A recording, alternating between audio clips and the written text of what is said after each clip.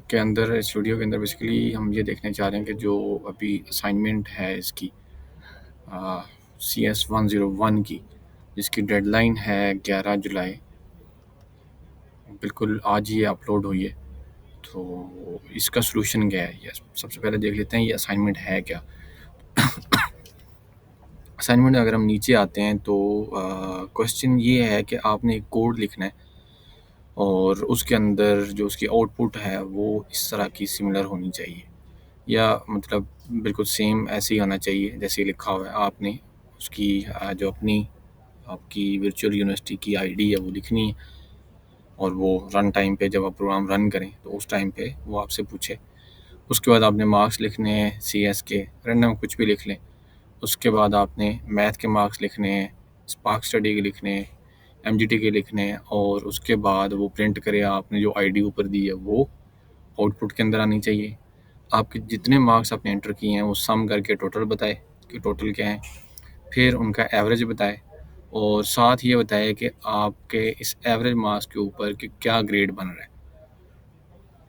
तो इसमें अगर हम नीचे आते हैं तो यहाँ पर ग्रेड की डेफिनेशन दी है उन्होंने कि ग्रेड जो है वो किस तरह से कैलकुलेट होने चाहिए, कि अगर 91% टू 100% हो तो ये ग्रेड A+ के अंदर आता है।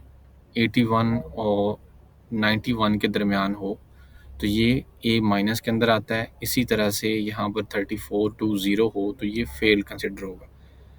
तो यहाँ पर इस कोड के अंदर हमने ये भी कंसिडर करना है कि जो ये हमारा एवरेज मार्क्स हैं, ये हमने चेक करना है कि इसमें से किस कंडीशन के अंदर फॉल कर रहा है, और उसकी हमने ग्रेडिंग भी यहाँ पर देनी है।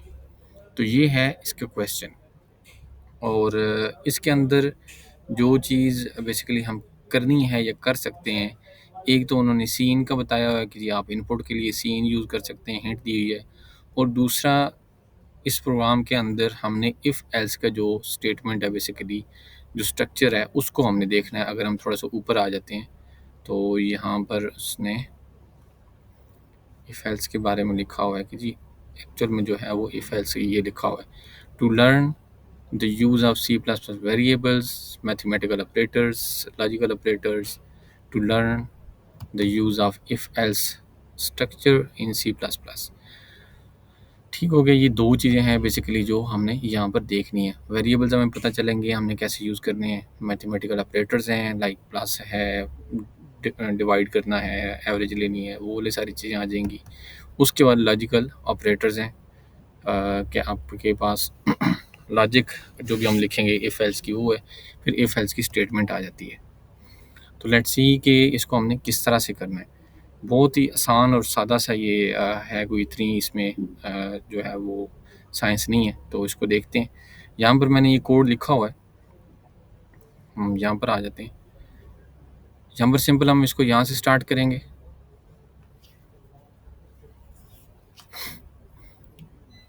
उसके बाद हमने मेन फंक्शन स्टार्ट करना है। मेन फंक्शन के अंदर हम क्या लिखेंगे, सबसे पहले हम स्ट्रिंग टाइप लिखेंगे। वेरिएबल एक बना रहे हैं VU_ID के नाम से। ये क्लियर हो गया आप लोगों को। उसके बाद हम क्या करेंगे, हम सी आउट करेंगे। और सी आउट किस लिए होता है, प्रिंट करने के लिए होता है बेसिकली। और फिर हम लिखेंगे inter your VU_ID what ever, जो भी उसने नंबर लेना है वो। और यहाँ पर एक चीज़ मैं मिस कर गया हूँ, क्योंकि उसने लाइन के ऊपर लिखा हुआ है नेक्स्ट लाइन पे, तो हम यहाँ पर /n लिख लेते हैं और इसको नीचे कॉपी कर लेते हैं, ताकि हमारी जो आउटपुट है वो बिल्कुल सिमिलर टू जो अभी उसने असाइनमेंट के अंदर दी हुई है, बिल्कुल वैसी ही हो जाएगी। तो ये क्या करेगा, यहाँ पर ये नेक्स्ट लाइन के ऊपर आपसे पूछेगा कि आप वैल्यू एंटर करें, और जो भी वैल्यू एंटर करेगा वो इस वेरिएबल के अंदर वो क्या करेगा, उसको सेव कर लेगा। सेम इस तरह से मार्क्स CS के, फिर मैथ के, फिर पार्क स्टडी के, फिर MGT के। उसके बाद मैंने सिंप्लीफाई करने के लिए क्या किया है कि एक और वेरिएबल डिक्लेयर किया है इंट के नाम से। चाहे इंट यहाँ पर क्यों लिखा हुआ है, क्योंकि ये इंटीजर वैल्यूज़ हैं सारी की सारी, तो इसलिए मैंने यहाँ पर इंट लिखा हुआ है। अब यहाँ पर फिर अगेन एक इंट मैंने लिखा और मैंने सम का एक और वेरिएबल बना लिया, और उसके अंदर मैंने उसको क्या कहा कि ये इक्वल टू किसके है। जितने भी ऊपर मैंने वेरिएबल्स बनाए हैं वो सारे सम कर दिए। यहाँ पर देखिए आपके मैथमेटिकल ऑपरेटर्स आ गए। एवरेज कैसे निकालते हैं, हमें पता है कि हमने जितने भी हमारे पास नंबर ऑफ़ वैल्यूज़ हैं उन सबको सम करना है और divided by total number of उनके जो मतलब वो टोटल नंबर ऑफ़ वैल्यूज़ होती हैं कि वो कितनी है। 4 हैं यहाँ पर, इस केस में हमारे पास 4 के हम मार्क्स पता कर रहे हैं, तो हमने डिवाइडेड बाय 4 कर दिया। इसको ऑटोमेटिक भी किया जा सकता था, लेकिन यहाँ पर मैंने इंडेक्सिंग के थ्रू कि आपने 1 2 3 4 वो फॉर का लूप लग जाना था। तो यहाँ पर क्या है, यहाँ पर हमने सिंपल स्ट्रेट फॉरवर्ड रखा है, हमें पता है कि स्टैटिक वैल्यू है तो कोई ज़रूरत नहीं है लूप लगाने की। इसको हमने यहाँ पर मैंने 4 लिख दिया। अब ये क्या करेगा, यहाँ पर एवरेज दे देगा, इस सब को सम करेगा। इसको और भी सिंप्लीफाई किया जा सकता था कि मैं यहाँ पर ये सम भी लिख सकता था। सॉरी, इसको हम ऐसे नहीं बल्कि हम ऐसे कर लेते हैं,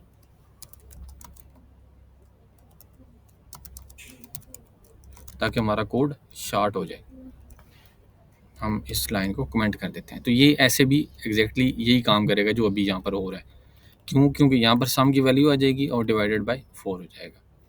ओके जी, यहाँ पर ग्रेड की सेग्रीगेशन मैंने वैसे ही कमेंट कर दी है जस्ट फॉर इंफॉर्मेशन। उसके बाद आती है इफ़ एल्स स्टेटमेंट। अच्छा जी, इफ़ एल्स स्टेटमेंट यहाँ पर मैंने ये सिंपल ये सिर्फ 2 लिखे हैं। ये बेसिकली क्या है, इसको बाय द वे यहाँ पर नहीं लिखना, बल्कि इसको हम यहाँ पर मैंने इसको कंपाइल किया हुआ है। मैं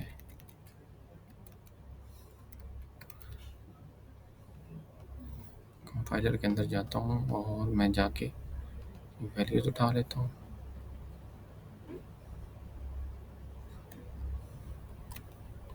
सॉरी, ये इसको मैंने कॉपी किया, यहाँ पर लेके आ जाती हैं इस जगह पे, और इधर हमने एक और वैल्यू यहाँ पर ऐड ऑन करनी है। वो क्या है, टोटल मार्क्स हैं। ये आपको बता देता हूँ कि ये मैंने यहाँ पर ये क्या किया हुआ।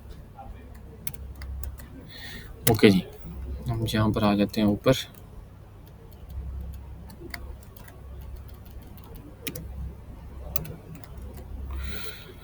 ओके जी, ग्रेट हो गया। यहाँ पर देखें, यहाँ पर क्या किया हमने,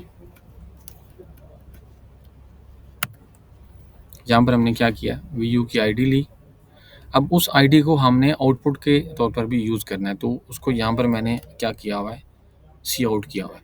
अच्छा, ये एसटीडी क्लास, इसको आप सिंपल ऐसे भी अगर लिखेंगे ना, सी आउट ऐसे करके, तो भी ये वही बात है। लेकिन यहाँ पर क्या है कि आप अगर आईडी की यूज़ कर रहे हैं तो उसके अंदर आपके पास ये एसटीडी कर देगा। बेसिकली ये क्लास है जो ऊपर यूज़ हो रही है, और प्लस साथ ये आउट उस क्लास का ये आउट कर रहा है। अच्छा जी, यहाँ पर वी यू आई डी मैंने वैसे वो लिखा जो मतलब लेबल उसको दिया, और यहाँ पर फिर उसके अंदर जो वैल्यू थी ऊपर वी यू आई डी की, जो हमने फर्स्ट टाइम पे यूज़र से इनपुट लिया था, वो आ गया। और उसके बाद उसको मैंने एंड कर दिया लाइन को। फिर इस तरह से यहाँ पर टोटल मार्क्स आ गए, फिर एवरेज मार्क्स आ गए, और ये जनाब ये 3 वैल्यूज़ हैं। यहाँ पर हमने 3 वैल्यूज़ प्रिंट करवाई। चौथी वैल्यू क्योंकि हमने कंडीशन के अंदर लेनी है, हमें ये ग्रेड हमने प्रिंट करवाना है अकॉर्डिंग टू द एवरेज। उसके लिए हम क्या करेंगे, हमने नीचे आके कंडीशंस सारी की सारी अप्लाई करनी कि जी अगर एवरेज जो है वो ग्रेटर देन 91% है तो क्या आउट करो, क्या प्रिंट करो, ग्रेड ए प्लस है तुम्हारे पास। इसी तरह से यहाँ पर सारी सारी कंडीशंस उसकी मैंने डिफाइन कर दी, और एंड पे जाके रिटर्न 0 उसका जो है वो हमने लिख दिया। इस कोड को यहाँ से कॉपी करें, ये कंपाइलर है, वहाँ पर उसके अंदर कंपाइलर का लिंक भी दिया हुआ है। बाय द वे मैं आपको दिखा देता हूँ, ये दिया हुआ है, ये वाला कंपाइलर मैं यूज़ कर रहा हूँ अभी। आप ये या ये W3 स्कूल वाला कोई भी आप यूज़ कर सकते हैं। इसको यहाँ पर आपने जब कोड पेस्ट करना है, इसको रन करें। अब यहाँ पर देखें, अब उसने यहाँ पर मुझसे पूछा कि इंटर योर वीयू आईडी। अब मैं यहाँ पर कुछ भी लिख लेता हूँ,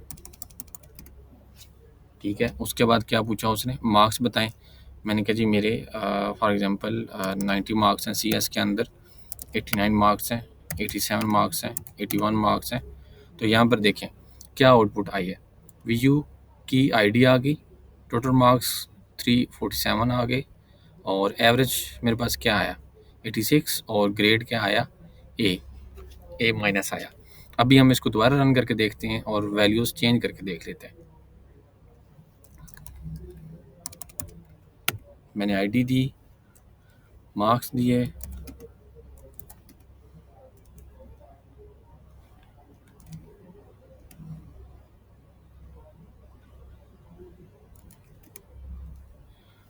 लें जी अब आपके पास टोटल मार्क्स कितने आए हैं?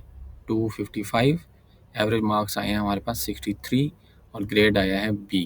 तो ये जनाब कोड आपके पास मैं आपको दोबारा दिखा देता हूँ। यहाँ पर वापस आ जाते हैं, यहाँ पर ये कोड लिखा हुआ है। तो यहाँ से आप, क्योंकि वीडियो के अंदर डेफिनेटली आपको जब लिखना होगा तो उस टाइम प्रॉब्लम होगी, तो ये इतना सारा कोड है यहाँ पर, मैं इसको हाईलाइट कर रहा हूँ ये, ठीक है। उसके बाद हम नीचे चले जाते हैं, जो सेक्शन आप बाद में लिखेंगे वो इतना सारा सेक्शन बाद का है, ये सारा कोड। अब आपको ईजी होगा वीडियो के अंदर से अगर कंटेंट आपने लिखना है तो। Thank you so much. मेरे चैनल को, अगर ये वीडियो आपको अच्छी लगी हो तो मेरे चैनल को सब्सक्राइब करें और इस वीडियो को अपने बाकी साथियों के साथ शेयर करें।